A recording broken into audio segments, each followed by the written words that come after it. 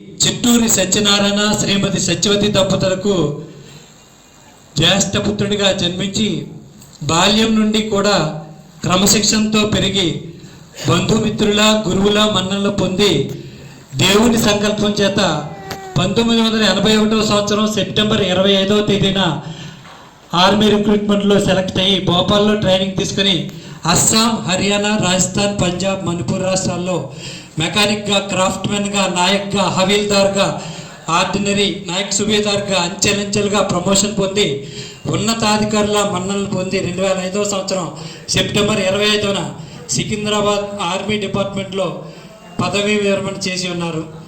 తదుపరి 2011 సెప్టెంబర్లో navy SBC ship building కన్స్ట్రక్షన్లో జాయిన్ అయ్యి 2014 ఫిబ్రవరి వరకు సర్వీస్గా పనిచేసి ఉన్నారు.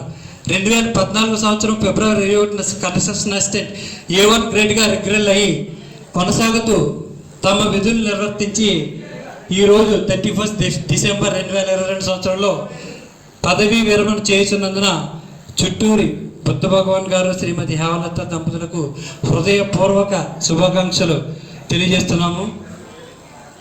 భగవాన్ గారు అందరి వాడు, మచ్చలేని మనిషి అని పేరు తెచ్చుకున్నారు. చిన్నవారిని సైతం అండి, మీరు అని సంబోధించడం వారి సంస్కారానికి నిదర్శనం. అజాత శత్రువు, ఈయనకి ఎవరు శత్రువులు ఉండరండి. వారి జీవితంలో ద్వేషం, అవినీతి అనే పదాలకి అంగుళమైన చోటు లేదని చాటి చెప్పిన పెద్ద మనిషి ఈ భగవాన్ గారు. 1984 ఏప్రిల్ 24న హేమలత గారిని వివాహమాడి కుమారుడు ప్రదీప్, కుమార్తె రేవతికి జన్మ ఇచ్చి ఉన్నారు. వీరితో పాటు వీరి సహోదరులు మరియు కుటుంబ సభ్యులందరూ అందరి యందు ప్రేమ, ఆప్యాయత కలిగి ఉందరు. ఈ సందర్భంగా మీకు, మీ కుటుంబ సభ్యులకు భగవంతుడు ఆయుర ఆరోగ్య అష్టైశ్వర్యాలు కలుగజేయాలని మనస్ఫూర్తిగా కోరుకుంటూ హృదయపూర్వక పదవీ విరమణ శుభాకాంక్షలు తెలియజేస్తున్నాను.